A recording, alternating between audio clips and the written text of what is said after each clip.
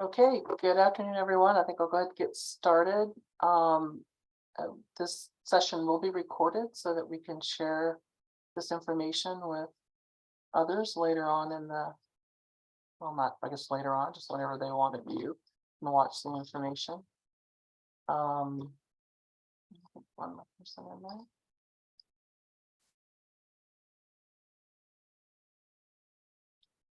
All right.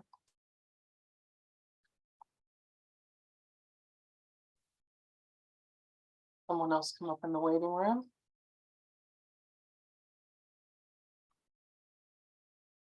Okay, well, I am Captain Valerie Cox with the Los Rios Police Department. Been with Los Rios for 31 plus years, and I'm excited to be working for Casinos River for the first time.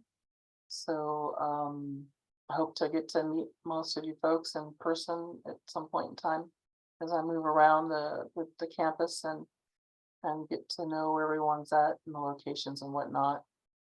I'm going to go ahead and share my screen and get the PowerPoint up. I also put a couple of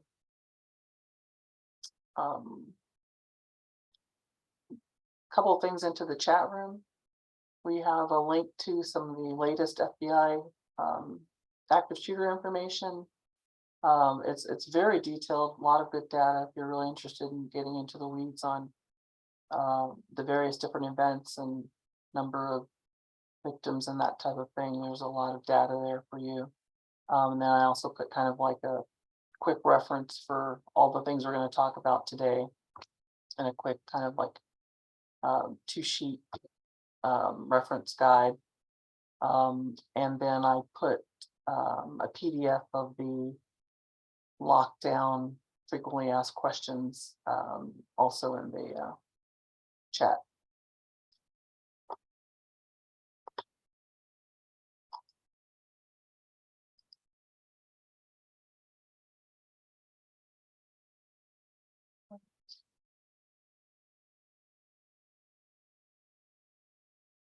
Can everyone see my screen? Yes. Thank you. So today we're going to be talking about active shooter incidents and how we can develop the survival mindset to get through one of those incidents if it unfortunately happens to us. Now, survival is the focus of this training.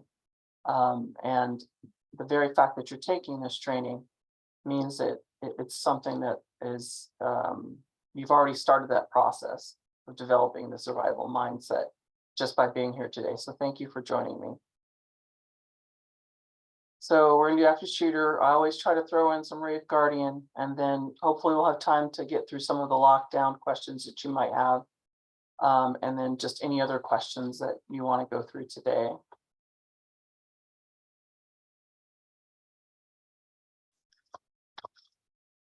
Okay, so this is going to be about, how you respond in an active shooter incident. Really, it's really critical because what you choose to do and not do has a significant impact on the outcome of the event for an individual. So this is really about you taking ownership of your own safety and making key important decisions, at a heightened critical time. And so that's why what we're doing today is preparation.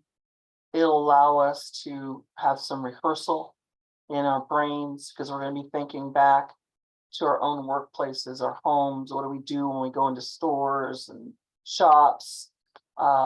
It's really kind of giving us that mental preparation so that when or if an incident happens,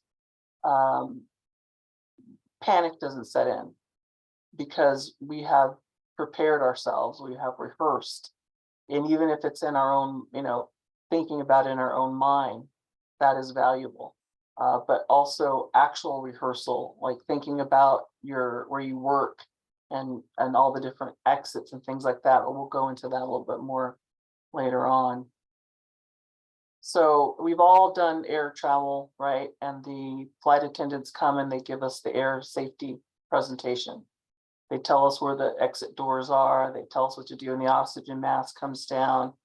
And they're doing that so that you have some awareness. They're preparing you in case there is an event, right? Even though it's generally very safe, they want you to know that information and have that information in the event that some accident does occur. So it's something that we've just kind of probably become numb to. Some of us might not even pay attention to it anymore. But it's very important to take that minute, focus on what the flight attendant is showing you, because it could be a life or death situation.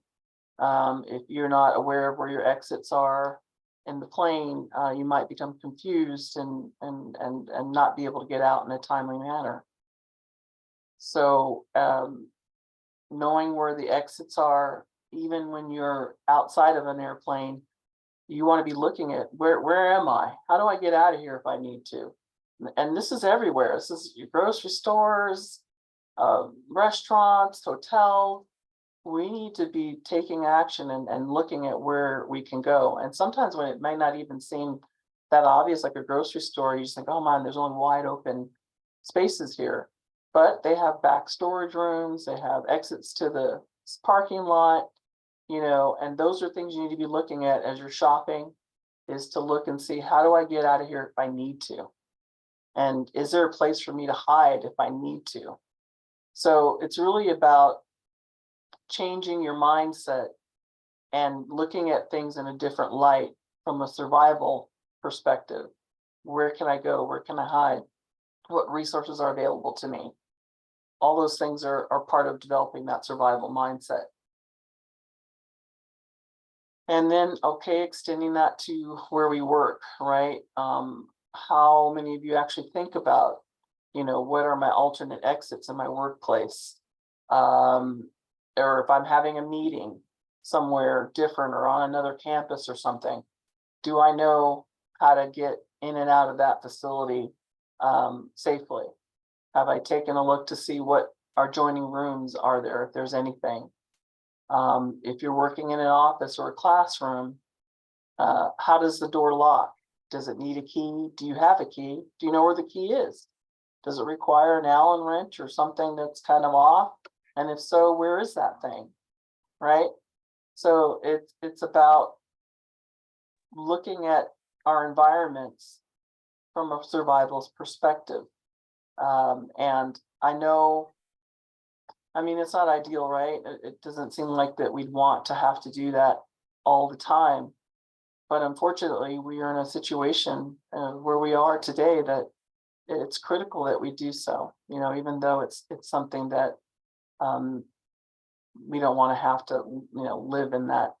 I'm not talking from a progressive fear, just a perspective of preparedness, right? Just knowing, having that confidence that you know where things are. So again, I'm not sharing this for you to be fearful of, to go out and engage with the world. It's just empowering yourself to know, taking advantage of being prepared in any location that you go to. So one of the objectives we're going to talk about is what do you do when you're confronted with an active shooter? What happens when law enforcement officers are responding to it? And then thinking about, a workplace violence briefing is focused on behaviors of a person that may lead to violence. This briefing is really about preparing you to survive an extremely violent incident if it occurs. So it's always be thinking about, how am I getting out of this place? So where do they happen? Everywhere, right, guys? Over the last year, we've seen them in outdoor events, grocery stores, nightclubs, schools, churches. I don't know that there's any place that's been immune to it, right? So when I talked earlier about taking that survival look around, it really is critical that you know that, and especially and in churches, you know, everywhere. We have to be looking at where we are and how do we get out of that location and what resources are there. So what do we know? We know that they're more frequent, right? We know that a lot of the shooters are motivated by their anger or revenge on something, or they have a certain ideology that they've taken on through the internet or something. Some of them want notoriety. Since the Columbine shootings happened, there have been lots of people that wanted to model the shooters from that incident. So whenever the anniversary comes around or something like that, they try to, you know, use that anniversary as a time to emulate Klebold and Dylan, I'm getting their names mixed up, but the two individuals that participated in the active shooter incident as Dylan Klebold and Eric Harris. So they want that kind of notoriety. And that's why a lot of times now you'll see news agencies and sometimes withhold the name of the shooter, just so as to not give them that kind of a recognition of their act. So it's kind of scary how many there've been. So from 2017 to 2021, there were 192 active shooter incidents. That's according to the FBI and that data that I linked you guys to. Of course, in 2022, the most heinous one, or the most victims, was the Uvalde incident, which involved the children and 2 adults that were killed. So this is something that's happening around us, unfortunately, more and more frequently. That's not to say that our odds are high. It's just to say that they're an ongoing problem that we have in our country, and that the awareness needs to be there for all the reasons I spoke of earlier. We have to make sure that we are thinking with a survival mindset. So that go too far, excuse me. So we also know that they're unpredictable, they evolve quickly, and they usually continue until law enforcement arrives, the person commits suicide, and or there's some sort of intervention by a bystander, right? Or someone that's that may need to attack that person in order to prevent and save lives. And so here's a really key factor that you guys need to know. 56% of active shooter incidents end before police even get there. And that's why this training that you're taking today is so critical, because they end in less than 5 minutes, most of them. And so you are going to be making critical decisions that are life or death, even before law enforcement might even come on scene. So thinking about what you're going to do, taking this time to be able to pre-plan and think is really important, because we're coming, but we might not get there before the incident has resolved itself. So very important. That's why we're here today, is for you to get the tools you need to be able to survive while we're responding to assist in the incident. So your response, what actions should you keep to keep yourself safe during an active shooter situation?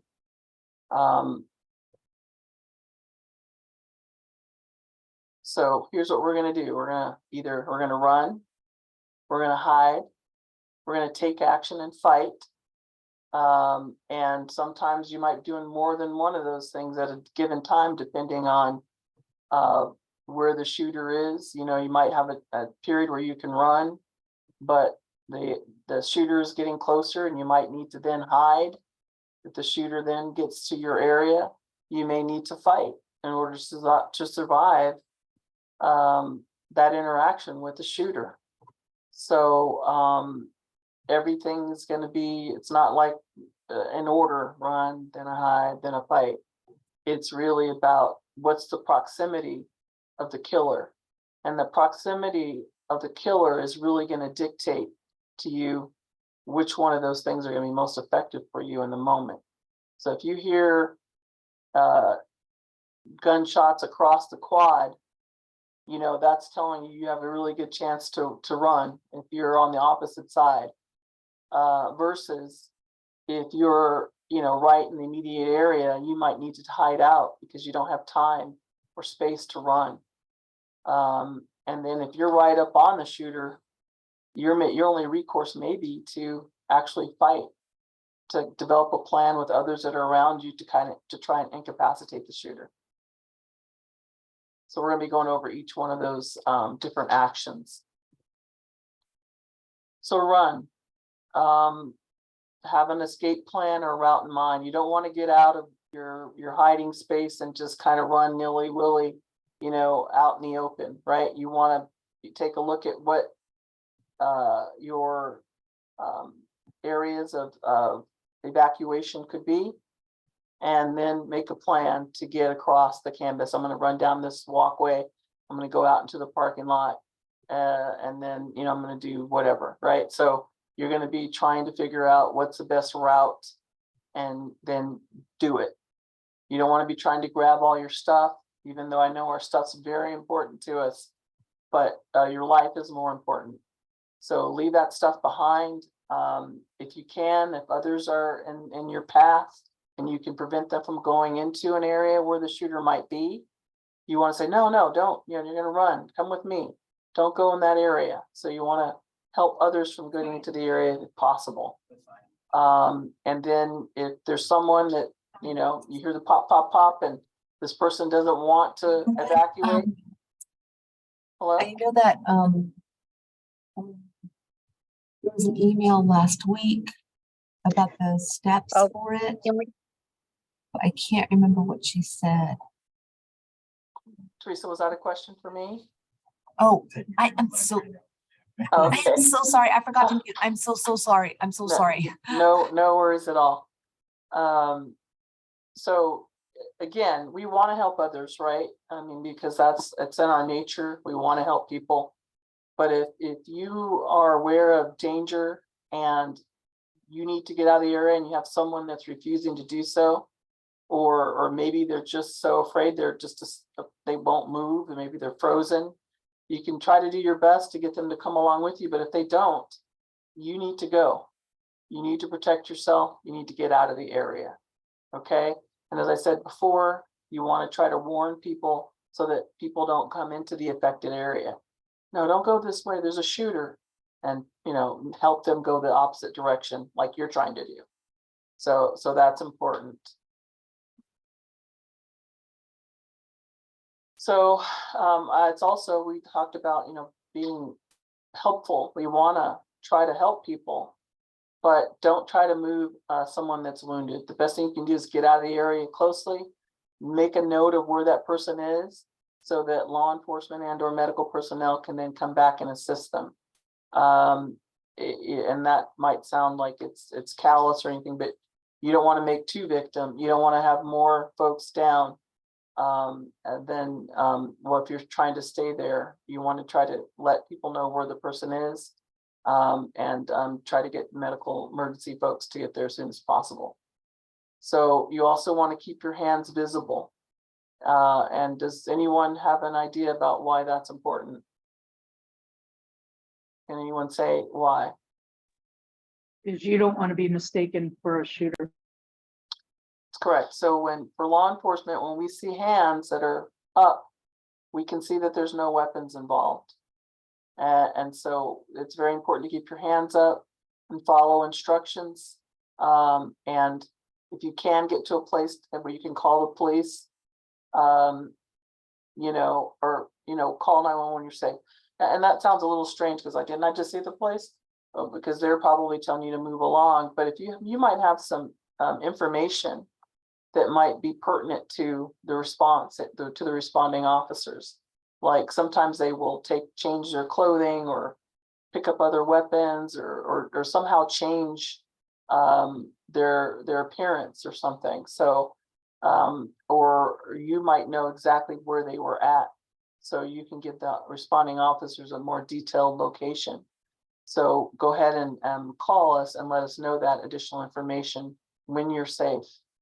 And then the dispatchers can relay that information to the responding units. Sometimes, like we said, it's about the proximity of the shooter, right? Sometimes if the shooter's out in the hallway and you're in the classroom, you can't safely exit into the hallway to run. So now your best strategy is to hide and get out of the shooter's perspective or their view, right? So you're gonna get into an area, hopefully that can be secured and or barricaded, and provide yourself some what we call cover versus the concealment. Concealment is when you kind of like maybe hide behind a tree or a garbage can or something, whereas if you're taking cover, you're getting behind something that might be able to stop bullets, right? You're trying to give yourself some protection if you can get that.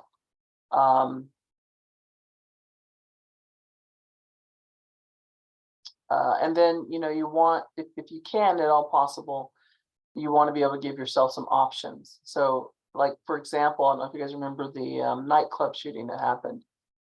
Some of those folks ran into a bathroom, which didn't lock, and they just had the stalls, and they kind of, there's no way for them to get back out anywhere. And so they kind of put themselves in a kind of a rut because they had nowhere to go in and out. And unfortunately, the shooter could just walk in and pick them off. So be thinking about these kind of things when you're choosing your hideout. You know, is there another room that it leads into? Could you get out of there if you needed to? Is there a window? Can you break the window and climb out the window, you know, once you barricade the door? So all these things you're thinking about when you choose the location of where you're going to hide out. So again, if you can lock the door, lock the door. You want to be able to put large items, and if you don't even have large items, chairs. The thing you're trying to do is make it difficult for the shooter to, should he or she break through the door, that they're dealing with a bunch of crap. When they're dealing with that, they can't be shooting at you, right? Because they're trying to navigate all the things that you put up against the door. That'll also slow them down. That might give you and others in the room the ability to come in and attack that shooter and put them at a disadvantage, and be able to get the gun out of their way so that you might be able to save your lives. So all those things are important. You want to silence your cell phone, pagers. You want to be quiet, because the goal is you want that shooter to just go, I don't hear anybody in there, and move on. You want them to bypass you. If they hear cell phones ringing and whatnot, they're going to know someone's in the room, and then they're going to know that they have a target available. So you want to prevent yourselves from being a target. So if you're able to make that phone call we talked about once you get safe, you want to give us as much information as you can. You know, where was the shooter last at? How many were there? Do they have, what are their clothing descriptions? What types of weapons do they have? How many people were in the room or in the area where you last saw them, to kind of give us a sense of, oh, okay, God, they were in the library. There's hundreds of students in the library. Kind of gives us an idea of what their victims, potential number of victims that could be exposed to the shooter. So all that information we want to get from you, if you can give it to us.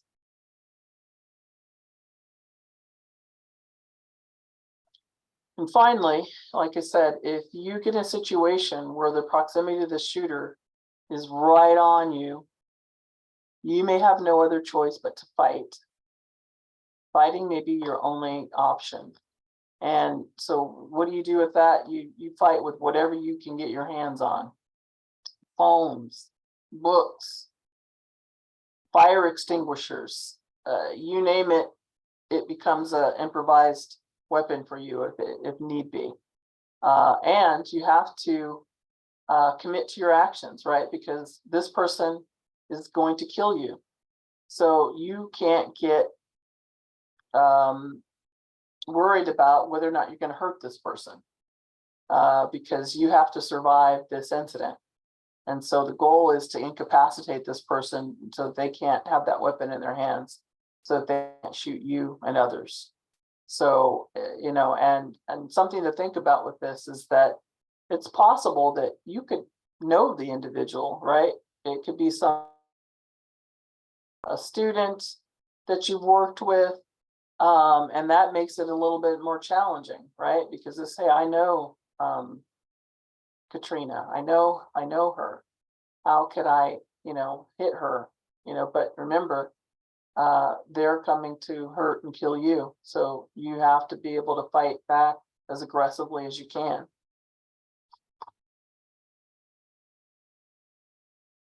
So, when you're looking around a room and you're trying to figure out if you're gonna have if it's better to escape or hide, what did I say? What is the key decision point that's gonna help you make that decision? How close the shooter is to you? Correct. And who determines if you're gonna run, hide, or fight? Is Captain Cox gonna call you? Hey, Sabrina. My choice. That's your choice, and it's based on what? It's based on the information you have in the moment, right? Like to the killer, can I get to that area? You might have a disability or something that is also dictating whether or not you can run versus whether or not you need to hide.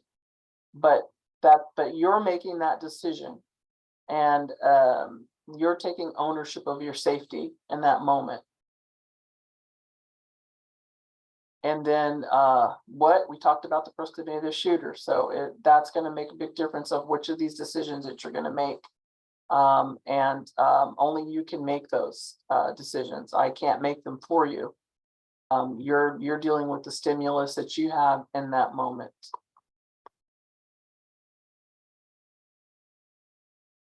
So what happens when law enforcement actually arrives on scene? We have a certain task that we're going to do. We're trained to go towards the sound of gunfire. And so that's going to be our focus. We're not going to be picking up medically, folks. The initial response team is not going to be take care of the injured. They're going straight to where the shooter is so that they can hopefully incapacitate that shooter so that more lives are saved. Let's talk about what happens when we come on scene. So again, to stop the shooter, we're going to go to where we last heard gunshots fired. And then our priority is to eliminate the threat. That's what we're focused on.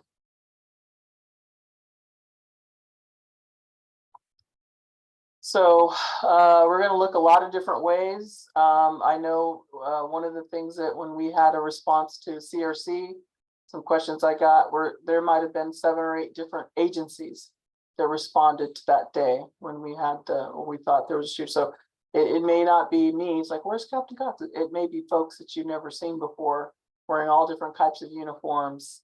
So be prepared that there's probably going to be external agencies that are coming to assist us with the response. They may have rifles and shotguns and or handguns, depending on what the agency provides for responses. They use pepper spray. They're going to be shouting commands.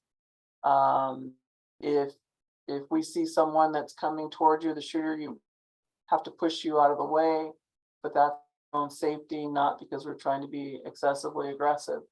It's really about trying to keep you safe and trying to make sure that we can engage with the shooter.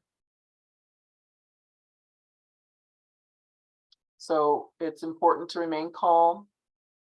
Again, we want your hands clear. That lets us know that there's no weapons, and spread them out so that we know you're not trying to, hide a knife or something in between. Just move slowly and calmly.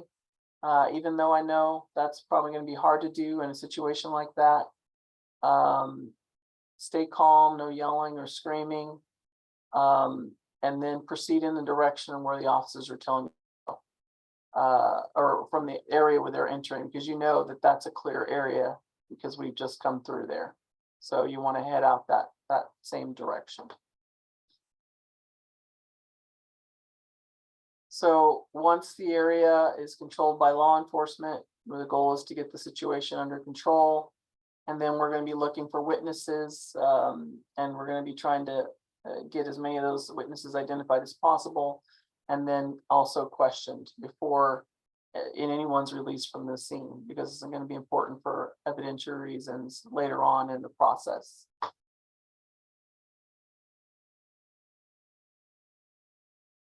So how can you prepare? Part of you guys, you're preparing right now by taking this course. And then what can you do in looking at your work areas and your environments that can make a difference now before an incident happens? So we talked a little about this earlier, you know, how does my room door lock? Can I leave it locked to passes? Where are the closest two exits? You know, how else can I escape? So again, we don't think about windows as escape methods, right? Generally, but if there's a critical incident going on, smash the window and get out. It's not going to be something that you're going to be after about, oh, I'm going to get fired because I smashed a window. No, your life is important. And if that's the only way that you can get out and get out safely, then do that. So think about that. I'm not, you know, definitely don't come out of a multi-story window. But look at your environment. Like at Folsom, there's an area where there's like a balcony, you know, and it goes out there and it locks. I mean, if that's the only way you can get out of the shooting area, then that may be what you need to do. But think about maybe non-traditional methods of escape. Captain Cox, there's a question or a hand up. Oh, Teresa, go ahead. I was wondering, you said, if we have information, like perhaps the person changed clothes and we see them, like, did they change clothes or something? We have information that might permit to their active, not like as a witness, but as an active pursuit of this person. You said not to shout or point or things like that. So how do we convey that information to you?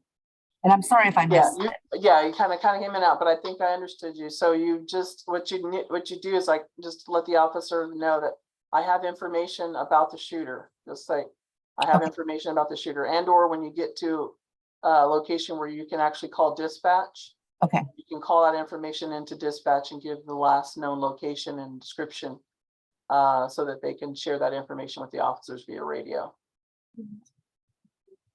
Okay. Thank you so much. I really appreciate that. You're welcome. And so basically anything that can be used to barricade, right? I did a walkthrough with one of our departments the other day, and I'm not sure why it's there, but there's a piano. You know, I'm like, perfect. You know, that roll that puppy up in front of the door. Chairs, anything. You're just basically trying to make it difficult for that person to enter the door. And so if you don't have heavy items, stack a bunch of non-heavy items so that if they come into the door, they're going to trip or fall, or they're going to see that there's resistance and move on to another location. So again, the goal is to try and startle them and get their attention off of shooting, right? And then if there's for some reason you're able to develop a plan with the folks, well, not for some reason, if you're able to develop a plan with the folks in the room that you're barricaded in to take out the shooter, then that's something you need to be focused on too while you're hiding. What are we going to do if that person breaches this door? What are our actions? Who's going to do this? Who's going to come up on this side? You're going to be developing a plan.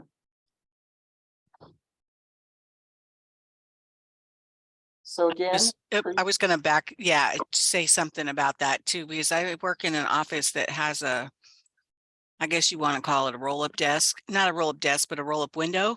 Yeah, And so some people may not know the codes to that button, and so it's like, yeah, you definitely have to have an office plan, and like who's going to be the one that goes up to because it's at the front of the office where the button is and where the door is. So yeah. it's going See, to be a major, that type of pre-planning, if I'm working in your area, I want to make sure that everybody had that code, right? right, So you don't want to have a situation where only Susie has the code and Susie's off on Thursday. right, And lo and behold, this is the day that thing happens, right? right. Like I talked about earlier, Allen wrenches, anything that's kind of obscure that you might need to lock a door or something. You want to make sure that everybody in the office either has one and or knows where that thing is, so that they can lock down if it's needed. So doing all this thinking ahead is going to be very valuable, because again, it helps you not panic, because you're like, okay, I know where the key is. Okay, I know what to do. So that's not going to say that you're not going to be startled and have some fear, but you're going to be in control because you played this out in your mind, or you played it out in actuality, and did a kind of a walkthrough of your office with your coworkers, and you really thought about how these things happen. How does this window open? Can it open? I was working with some folks at the old West Sac Center. I went in to do an assessment of their working area, and they were concerned because there was only one way in their office, and what did they do if something like an active shooter incident occurred? So I just went over to kind of take a look at what they had going on, and then the first things I noticed was a giant bookcase that was up against what appeared to be a door. And it's just, they brought that environment for so long, no one really thought about the door that was now had been hidden by the bookcase for so long. So sometimes you just really need to look at your area with fresh eyes and really take a look at, what's there, what's available. How do I get out? Do you keep a glass breaker, on the ledge by the window, so that if you needed to get out of the window, you could break it easily, or a hammer, or something that's going to help break the glass. All that kind of pre-thinking will pay off in the event that a critical incident does occur. Okay. So again, this is about all of you taking ownership of your safety, because I may not be there in time, given the statistics I shared earlier. Most of these incidents are over before law enforcement even gets on. So the decisions you make or that you don't make are going to be critical to you surviving an incident like that, right? And then finally, if something doesn't seem right, go ahead and say something. It's better to have someone check it out or look into it than to think, okay, it's and I don't want to make someone feel bad about checking in on this, or I don't want to waste the police time because it's probably nothing. Make sure that you let us know if something doesn't seem right.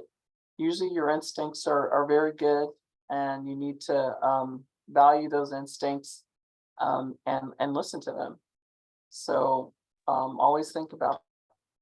I have a question. Yes. Do I see Teresa? It's Shelley. Shelley. Okay. So is that something that we can ask, like you or somebody to like maybe come and do a, like an office kind of, not really so much a training with us, but just to kind of, because you would know all the things to kind of like have at hand, like, okay, make sure that everybody has the code, make sure that, like you guys do this, kind of like walk us through a plan. Yeah, absolutely. Because like I said, Okay. sometimes it just takes fresh eyes or someone to ask a certain question that you kind of go, oh yeah. Because we do, because like I was C certified when we had that program here on campus. So I have that safety bag. I have it in my car now, but it does come with a one of those tools that you can break a window, you can turn off the gas, you can turn off the water and all that stuff. Maybe have that available because I'm here and I've got windows to the back of me, and then we do have a spare room that has a little window. I mean, I don't think I would die if I were to jump out the second floor window from the college center, but if that were an option, because I don't know if I have anything in here that I could break a window with. So Yeah, I mean, if it came down to it, right? A broken Right. arm or leg versus Right. certain death. I mean, those are, again, in the moment decisions that you're gonna have to try to Okay. figure out what works, what's gonna be the best outcome for you. Okay, I'll bring that bag back in here. Thanks. Thank you. Shelley, That was me. oh, that was you, okay. Yeah. Saw someone. Okay, so I think let me go where my next slide is. So, I have 3 videos, but I think I'm gonna just, because looking at our time, I think most of you probably seen the traditional run, hide, fight video from the FBI. Would that be true? Can I get like a show of hands or, maybe no?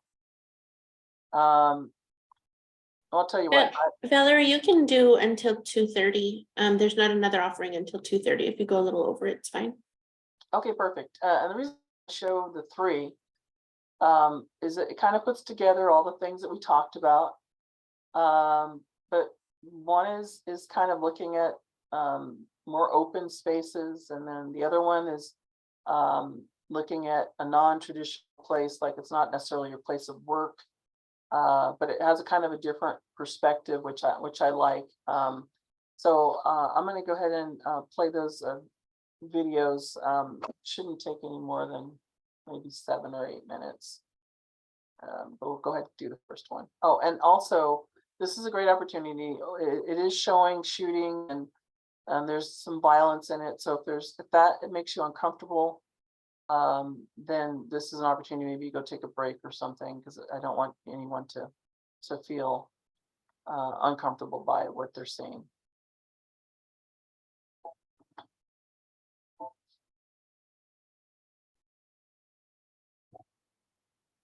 It may feel like just another day at the office, but occasionally, life feels more like an action movie than reality. The authorities are working to protect you and to protect our public spaces.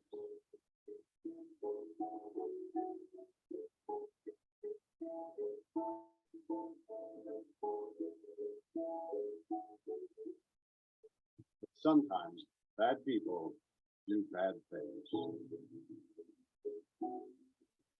Their motivations are different. The warning signs may vary, but the devastating effects are the same. And unfortunately, you need to be prepared for the worst.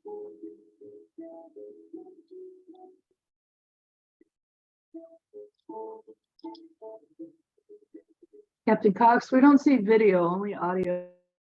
Oh, you don't see the video? Okay, hold on. Okay.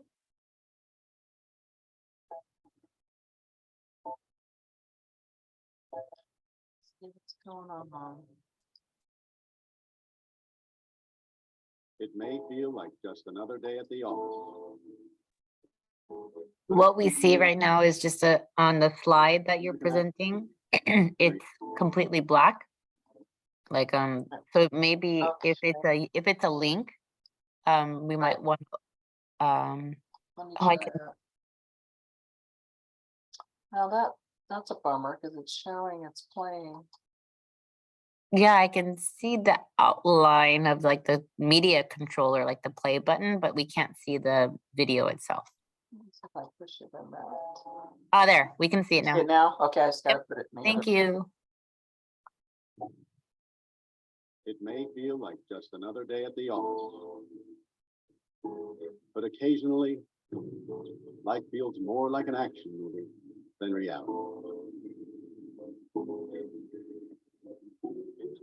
The The authorities are working hard to protect you and to protect our public spaces.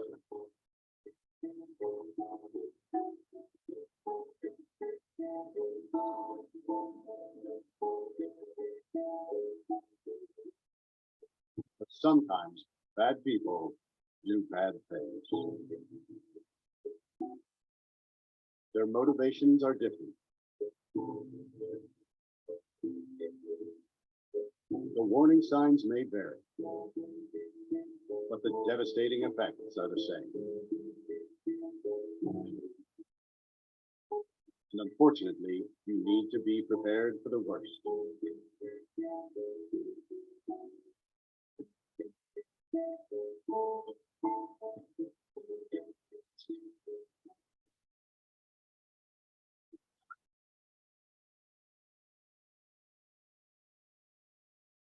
If you were ever to find yourself in the middle of an active shooter event, your survival may depend on whether or not you have a plan.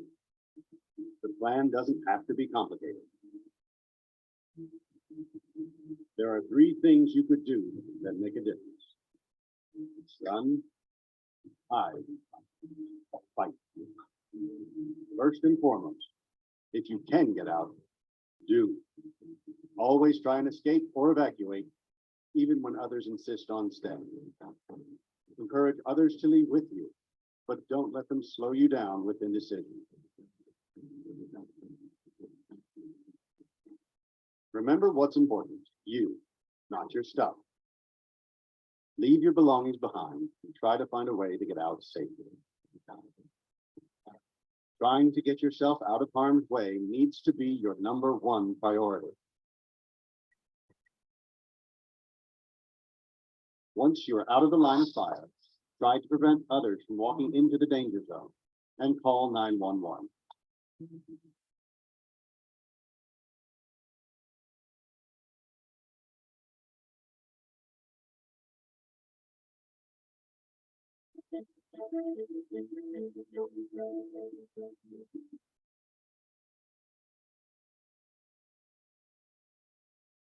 If you can't get out safely, you need to find a place to hide.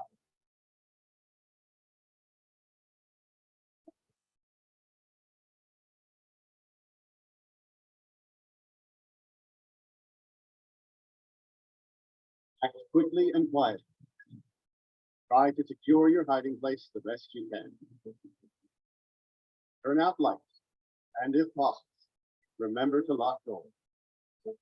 Silence your ringer and vibration mode on your cell phone. And if you can't find a safe room or closet, try to conceal yourself behind large objects that may protect you. Do your best to remain quiet and calm.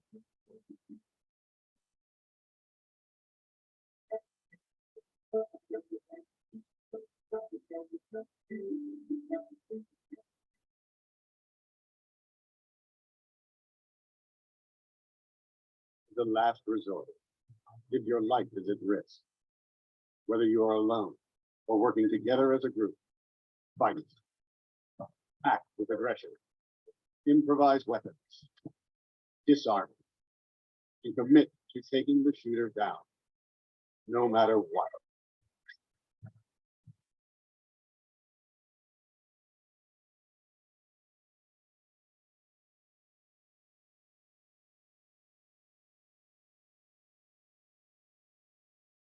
Try to be aware of your environment.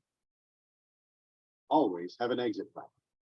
Know that in an incident like this, victims are generally chosen randomly. The event is unpredictable and may evolve quickly. The first responders on the scene are not there to evacuate or tend to the injured. They are well trained and are there to stop the shooter.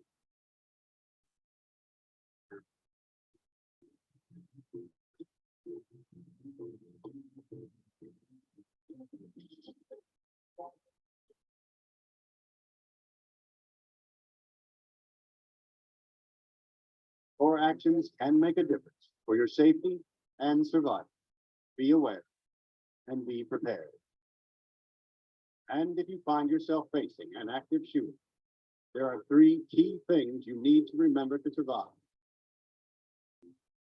Run, hide,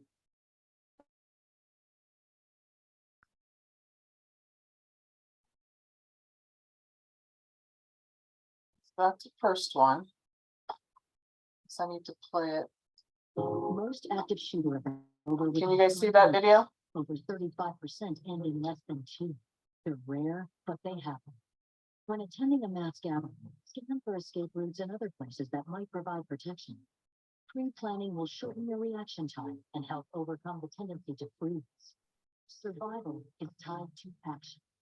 Run if you can. It makes you a harder target and puts distance between you and the attacker. Don't hesitate.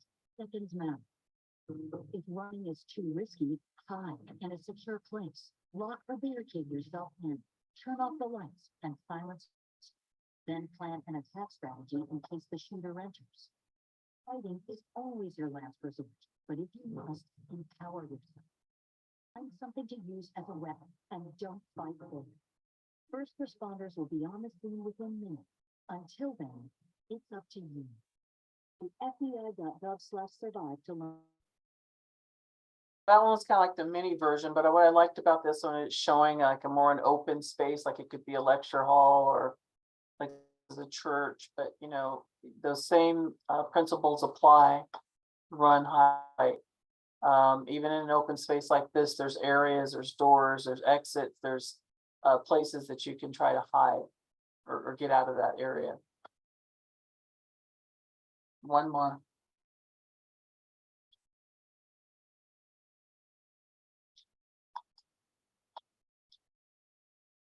Can we click a thumbs up for seeing it? Okay. Hi, can I get you started with drinks? oh, sorry, I gotta take this. We'll need a minute.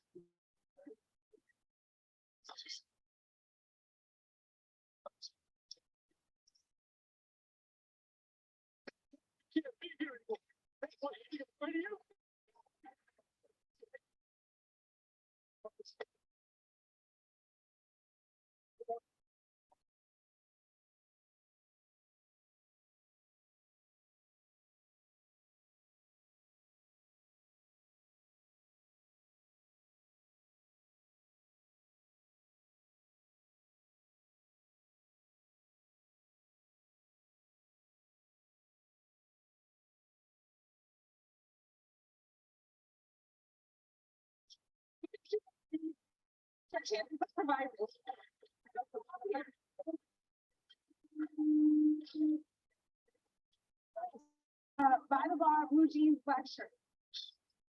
Empty hands up, follow their instructions. I'm in the direct line of fire if I hit breather exit. You have other options to help me survive.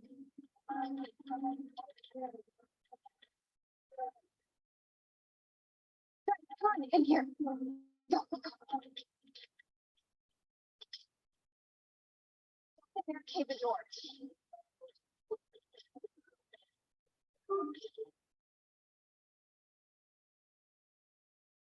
It's black shooter. I gotta stay hidden. I'm no victim. I'm ready for this. Applying direct pressure to the wound to stop the bleeding until we can find a tourniquet. In the meantime, turn off your phone and make a plan to defend yourself.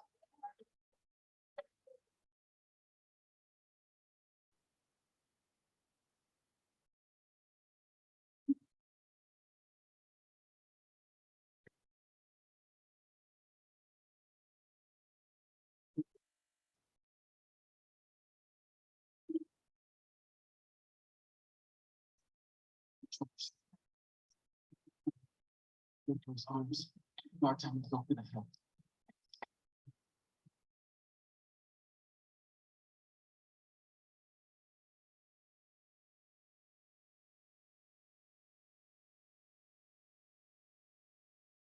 Captain Cox, the audio on this video is a little bit more difficult to hear. But I imagine it's probably related to some connection issues we've been having kind of throughout the day. Perhaps we could all, I think you mentioned these were kind of provided by the FBI. If there's the links that you mentioned at the beginning. If before we wrap, I think I saw someone mention that they probably joined after you had put the links and the documents in the chat. if they could, those could be kind of pasted again one more time, along with where we might find these videos. I think that'll, like I said, may perhaps help folks watch them Yeah, later on. perfect. Yeah. Thank you, guys. Sorry about that. They always play well when you're practicing, and then they don't play when you need them to. Oh, I've been there too. I totally understand. And like I said, today with all of the storm, internet and connection issues, we're quickly just learning how to pivot and adjust. So I think if it's possible to share the links, that would be great, along with the materials you shared at the beginning of the session. Yeah, I'll try to get those. If not right now, I'll put them in with the recording. So the reason I wanted to share this last one, even though you guys need to see all of it, is just the different environments, just to show you guys that it's applicable, across all these different environments. And even at a bar, an eating place, you need to be thinking about where are the exits, and all these things are going to apply, even if it's not your workplace or your local grocery store you're coming to. You have to be thinking about that when you go out to eat or something. Where are the exits? Can I get back there? And just to keep yourself safe. Okay. So that's one of the reasons I wanted to kind of give a glimpse of each of the videos. So I'm going to try. So in conclusion, it's really about pre-planning, right? It's about you guys taking ownership and thinking about in advance, how do you keep yourself, and what are the, knowing that on the proximity of the shooter, you have to make that decision on whether you run, you hide, or you fight. But planning, especially in situations where you have the ability to, like your places, you can start to figure out how you're going to get through a situation where you're at most of the time. Okay. So does anyone want to go over the links or any specific questions about the lockdown procedures? No. The PDF that I gave you guys kind of lays everything out about the difference between what's locking down, what's a shelter in place, and whose responsibility to do it, and those types of things. So if you're reading it and you have a question, Sabrina, you have a question? Yeah, I think just to kind of field something that we were asked kind of more recently with the lockdown and shelter in place. And is there any in addition to going over the active shooter and survival mindset, with the lockdown or shelter in place, are there any key differences in terms of communications or approaches we should take in terms of what it means? Because sometimes I think that what gets communicated shorthandedly, once we hear shelter in place, is to assume there's an active shooter on campus, right? And is there a difference in that matter, and how can we make that how do we know what's this, given what we're able to learn when information is available to us, what should we be able to distinguish? I guess that's what I'm trying to get at. Okay, so I think what I hear you asking is how do you know which is appropriate for the situation, right? Now, hopefully, we're sending you out a notification to lockdown, and giving you some information about what the circumstances are. So if we're asking you to lock down, that means we actually want you to lock doors and secure the doors. Because the difference between a shelter in place and a lockdown is a shelter in place is really and reserved for natural disasters, where we're asking you to stay inside for your safety.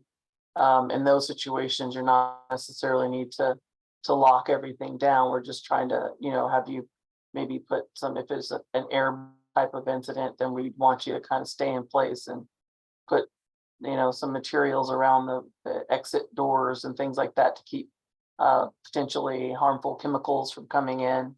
It's really about, um, sheltering in place. That's what you're sheltering. Whereas the active shooter or a lockdown, we're asking you to actually secure facilities. We don't want people coming in and out. And a shelter in place, you're not gonna ask you to tackle anybody. It's for their own safety to stay inside for a shelter in place. But we're not gonna, try to keep grown people in the facility when they don't want to be. Whereas the active shooter situation or a lockdown situation, we are securing the facility and you're not gonna be letting people come in. You can't keep people from going out necessarily, but you can't, you let them know that they go out, they can't come back in.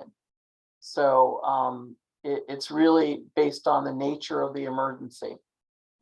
Someone with a weapon or something that, or someone, we have information that someone's coming with a weapon. We're gonna ask you to lock down for everybody's safety. Shelter in place is, like I said, restricted to more things like natural disasters. Thank you for kind of, probably seems pretty self-explanatory, but just kind of the scenario base that you shared is really helpful, especially the distinction of a lockdown where if someone were to want to leave the building or the room, that we're locking it, meaning they leave, it's on their own accord and that we're not letting them back in. Yeah, and I think that maybe one distinction, like if you've got the gunman right outside the door and this person's trying to leave, then Oh, that would yeah. be something that, you'd be like, okay, well, you're not leaving right now. Right. If you leave the door open, then that's gonna put everybody at risk, right? Yep. So sometimes you get people like the woman in the video, that you might have saw her, she was hysterical, and what the people did was kind of put her in a corner and tried to work around her, her emotions because she wasn't able to respond in that situation. Sometimes you might have situations where you might have to do that. Shelley and then Teresa. Okay, so this is just me thinking out loud that I was hoping that more admin would be on this call, because, in lieu of what happened in November, there were lots of mixed messages coming from other staff members. And I think what I'm trying to say is that, like, who do we wait for? Do we wait for the emergency call? Do we wait for the alerts? Do we go ahead and take the information at hand, like, or do we wait till we hear from somebody? Because I mean, on that day that we had that situation before, before Thanksgiving, is that there were a lot of people and there were a lot of conversations being had before the important notification came out. So if you're in a situation where you have immediate information in your area, where you've seen a gunman or you saw someone with a gun and you need to lock down, you implement your own lockdown procedures. Okay. And you also need to immediately dispatch so Right. that we can also put the alert out to all other members of the community so that everybody can lock down. So that And and I don't mean to interrupt, and that's really only when, say, we see a weapon, correct? If there's some immediate indication that this person has a weapon and you guys know that this person can potentially come in and hurt you, Okay. get yourselves locked down, immediately notify someone so that then we can set out an emergency alert notification to the entire community to lock down so that law enforcement can respond and hopefully address that situation. Okay, and the But key is the weapon, right? Right. Generally, Okay. you're going to get that information from an emergency or Los Rios alert telling you that, hey, this is the information we have. These are the actions you need to take. Lock down, more information pending. So that's generally how you're going to get that information. Thank you.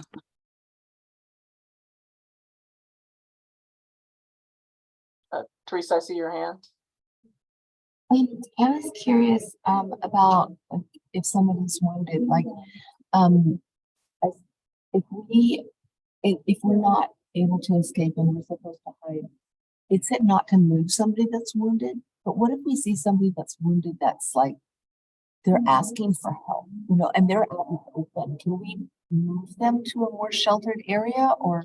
what So I is your think it's. Policy on that. So I think it's really gonna be on the totality of the circumstances, right? Is it someone that you can safely, can you do it safely?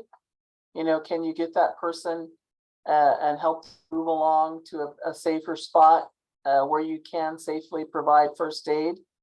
You know, and if you can't, then that's, like I said, that's one of those decisions is we're talking about, you're making a lot of decisions about running, hiding, fighting. That's one of those decisions you have to make based on the totality of the circumstances. You know, the goal is to not put yourself at risk, you know, any more than you have to. But if it's a situation where the person is ambulatory and they just, you know, maybe they're in shock or something, and you can grab them along and help get them to a safer place, then, you know, that's probably something I would do. You know what I mean? But it just depends on what's happening in that moment. Where's the gunner? Where's the shooter? How close is he to us?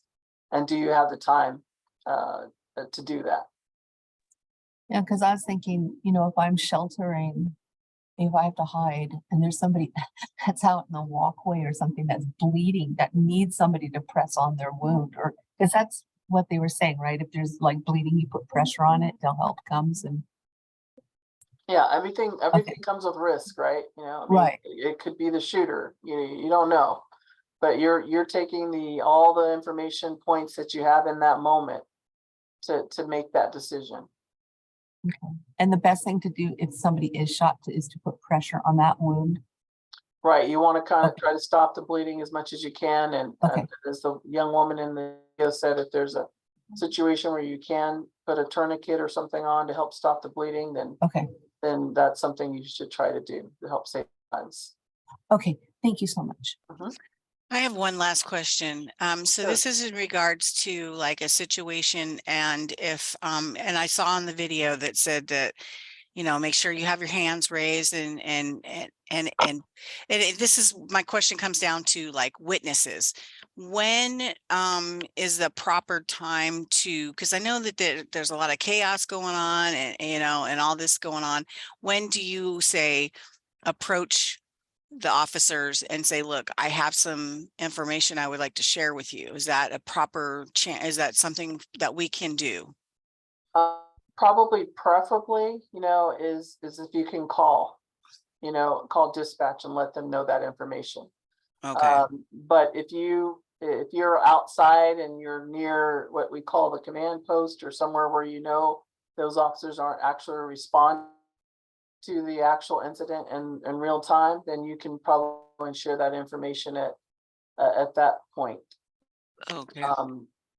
Most of the officers that are putting together teams are focused on that one thing. Right. which That's is why I get the asked shooter. that. Okay. Yeah. Thank you. But you're welcome.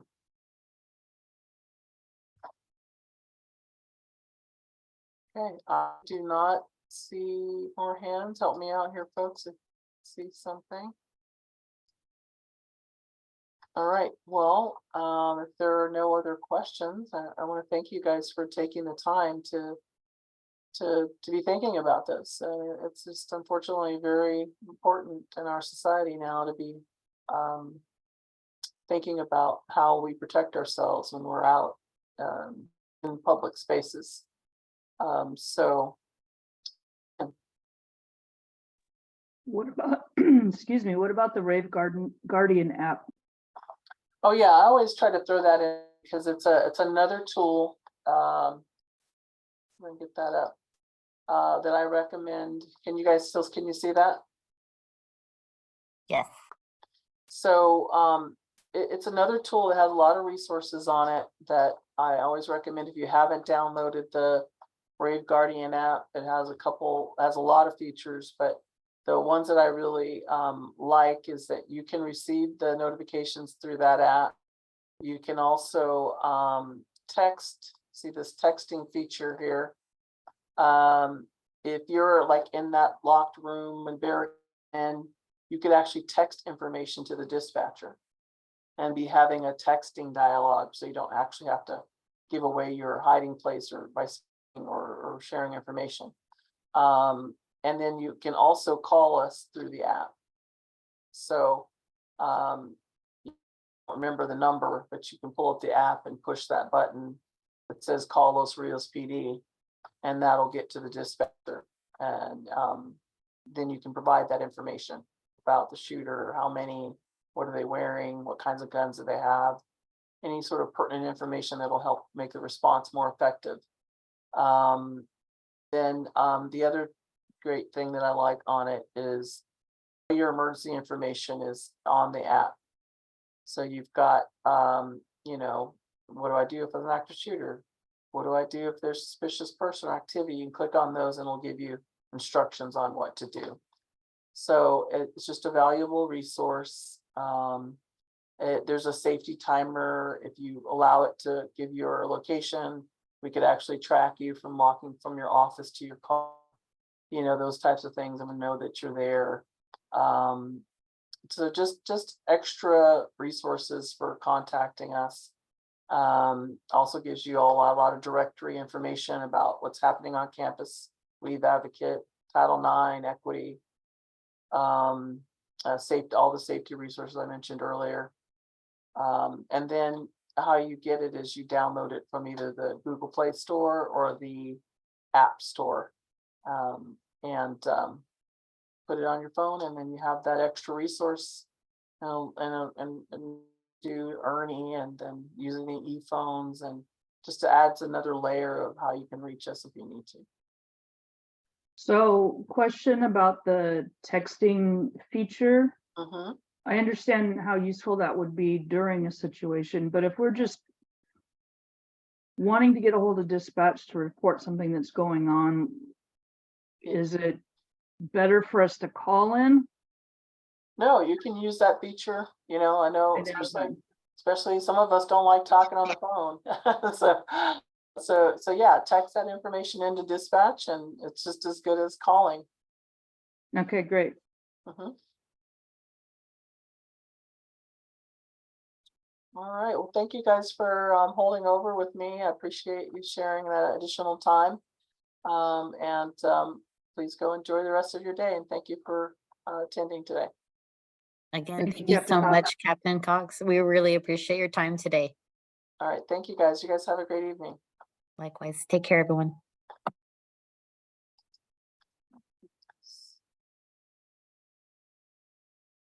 Sabrina, I'm gonna say, because I embedded those videos, Yeah. I can't figure out how to get the links back, so. Oh, no rush on that. We'll circle back and I think you mentioned on one of your first slides, it said like FBI.org or Yeah, all gov/survive. these are available on the FBI website, but like I said, I like the other two because they show different scenarios, you know, different Yeah. areas where people are not just like a one office environment. So. Yeah. Yeah. We